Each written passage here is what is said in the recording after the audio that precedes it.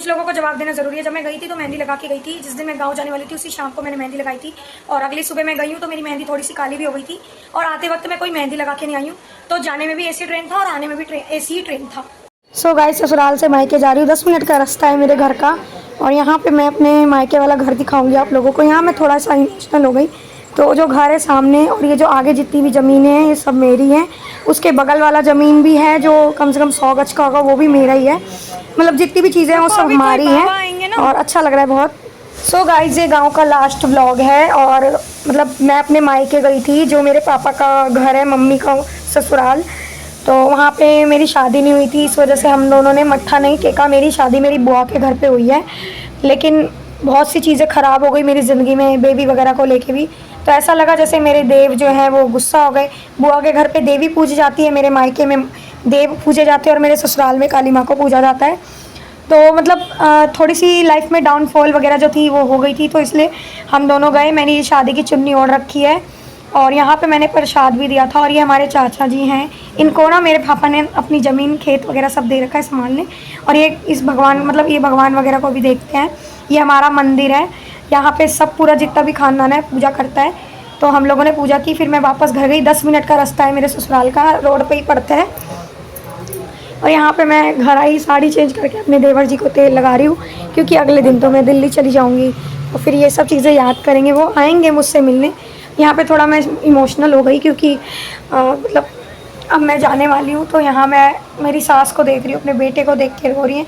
और हमारी ट्रेन सुबह की थी तो हम लोग सब 3-4 बजे जगे हुए थे। सुबह सुबह खाना वगैरह बना के तैयार होकर मैं यहाँ बैठी हुई हूँ। मेरे देवर जी जगे हुए हैं, मम्मी जगी हुई हैं, पतिदेव जगे हुए हैं। हम सब बहुत इमोशनल थे। और गाइस, जब बहू हो या बेटी हो, जब कहीं भी जाती है तो उसे खोंच देते हैं। तो ये मेरी सास खोंच दे रही है। हम लोग 5 बजे सुबह निकल गए घर से और यहाँ पे 7, साढ़े 7-8 बजे तक पहुँच गए थे। फिर देवर जी छोड़ के हमें चले गए। हम लोग यहाँ पे ट्रेन में बैठ गए और जाते वक्त तो मैंने मेहंदी लगाई थी लेकिन आते वक्त नहीं लगा पाई क्योंकि आते वक्त बहुत इमोशनल सीन था, बहुत रोई हूँ। तो इसीलिए यहाँ पे हम दोनों थोड़ा इमोशनल है, हमारी आंखें सूज गई रो रो के। पापा मम्मी की याद आ रही थी। कोई नहीं, फिर जाएंगे हम लोग। माँ बाप को छोड़कर आना इतना अच्छा नहीं लगता। तो गाइस, हम लोग आ गए और ये मेरी ट्रेन थी तो मैं आप लोगों को दिखा रही हूँ। अब मैं घर जा रही हूँ सीधा। कैसे हो आप सब? आई होप अच्छे होंगे, स्वस्थ होंगे और मस्त होंगे। दोबारा से वेलकम करती हूँ, स्वागत है आप सभी का मेरे इस चैनल पे, पूजा नीरज के ब्लॉग पे। सो गाइस, मैं ससुराल से आ चुकी हूँ। 2-3 दिन हो भी चुके हैं, 2 दिन हो चुके हैं, तीसरा दिन है। व्लॉग ना बनाने का रीज़न ये था कि बहुत थक गई थी। वहाँ पे भी कोई बैठी नहीं थी, काम वगैरह था तो बहुत थक गई थी और शरीर मतलब थोड़ा ना हो गया, मतलब जगह बदलती है ना तो चीज़ें हो जाती है। मुझे वहाँ भी ऐसे हुआ था। वहाँ तो मैं ऐसे गई थी जैसे लेडीज़ वाली प्रॉब्लम थी, तब तो और दिक्कत हुई है मुझे। लेकिन आते हुए भी मुझे थोड़ी सी दिक्कत हुई है। तो घर आई तो थोड़ा बहुत सामान वगैरह इधर उधर हो रखा था, सब ठीक किया। उसके बाद अभी भी थोड़ा बहुत फैला हुआ है सब कुछ। और जो गांव से साड़ियाँ लाई हूँ और जो भी अपनी गोल्ड ज्वेलरी वगैरह जो लाई हूँ मैं लॉकर में रखवाना है, उससे पहले मैं आप लोगों को दिखा दूँगी। कल परसों में लॉकर में दे दूँगी मैं उसे, तो मैं वो चीज़ आप लोगों के साथ शेयर कर दूँगी। तो आप लोग ऐसे ही ब्लॉग में बने रहो। और अभी कुछ बात करनी है मुझे आपसे। सो गाइज, आप लोग भी सोच रहे होंगे कि एकदम से ऐसा क्या हुआ जो एकदम से चली गई। तो मैं आप लोगों को वजह बताती हूँ। फिलहाल आप लोग कैसे हो जरूर बताना मुझे। और पूरे 15 दिन मैं बिहार रह के आई हूँ। थोड़ा सा मतलब था अच्छा। सो गाइस, तो वजह ये थी, अभी फ़िलहाल मैं थोड़ा थक रही हूँ तो बोला भी नहीं जा रहा। गांव जाना था जुलाई के टाइम, मतलब हमने प्लान बनाया था जुलाई अगस्त को गांव जाएंगे। लेकिन उससे पहले ही भगवान जो लिखता है, जो मतलब सब नसीब की बात है। हमारे प्लान से कुछ नहीं होता, भगवान के प्लान से होता है। तो एकदम से फ़ोन आया था कि मेरी सास जल गई है, थोड़ा सिलेंडर में आग लग गई थी। तो हम लोग ज़्यादा पैनिक हो गए। हमें नहीं पता था कि नॉर्मल थोड़ा बहुत जली है, बट मैं ज़्यादा डर गई और मैंने कहा नहीं, जाना है तो आज जाना है, चाहे मुझे कर्ज हो, चाहे मुझे कुछ भी हो, मैं कुछ भी करके जाऊँगी। फिर इन्होंने जल्दी से सैलरी वगैरह पता नहीं इधर उधर करके फिर लेके गए मुझे। जब गाइस प्लान बना जाने का तो टिकट ही नहीं मिल रही थी। इतना गुस्सा आ रहा था ना, कहीं भी टिकट नहीं मिली थी। फिर बहुत मुश्किल से आने जाने की हमारी 3rd AC की बनी। हम सफ़र करके नाम था हमारी ट्रेन का। और मैं इतनी जल्दी ब्लॉग नहीं डालना चाहती थी क्योंकि घर खाली करके गई थी, तो इसीलिए मतलब घर खाली छोड़ के गई थी, सामान वगैरह था और चीज़ें भी थी, तो इसलिए मैं ब्लॉग वगैरह नहीं डालना चाहती थी। थोड़ा है कोई प्रॉब्लम। सो गाइस, मतलब गांव गई, ससुराल गई, काम वगैरह था। अभी घर नहीं बना हुआ है तो नॉर्मल घर है, एडजस्ट करने वाले कर ही लेते हैं, तो मैंने भी किया। ससुराल गई, मेरी मम्मी ठीक थी। फिर उसके बाद कुछ दिनों के बाद हमने पूजा कराई और बहन के घर भी गई थी। मैं अपने मायके भी गई थी, जहाँ पे हम दोनों को मत्था टेकना था, ससुराल, पतिदेव के ससुराल, क्योंकि हम लोगों ने शादी के बाद मत्था नहीं टेका वहाँ पे।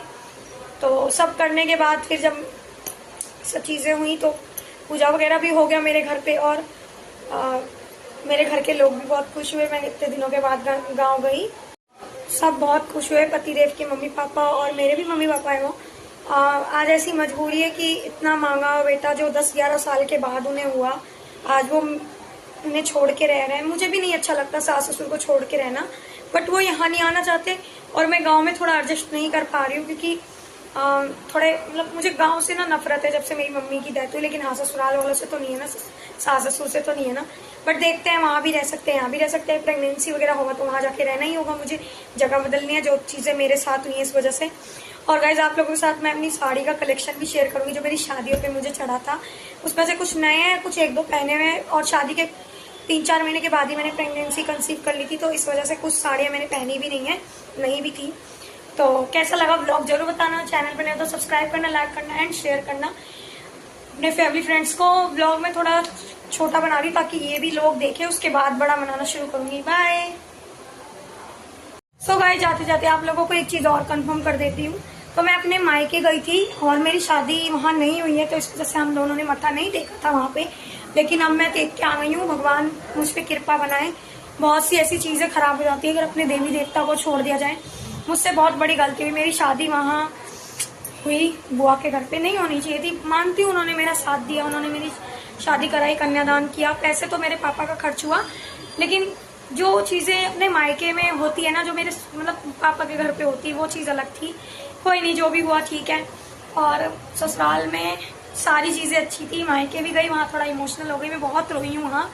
मैंने वहाँ मम्मी को खोया है, जो घर था वो मेरी मम्मी का घर था, मेरे पापा का घर था। मैं आप लोगों को वो चीज़ें ज़रूर शेयर करूँगी। तो थोड़ा सा मैं इमोशनल हो गई। तो व्लॉग आज का कैसा लगा जरूर बताना गाइस। और अभी भी थोड़ा इमोशनल हो जाऊंगी, इसलिए मैं व्लॉग पे एंड करती हूँ। प्लीज़ चैनल पे नहीं हो तो सब्सक्राइब भी कर लेना, लाइक करना, कमेंट करना एंड शेयर करना अपनी फैमिली फ्रेंड्स को।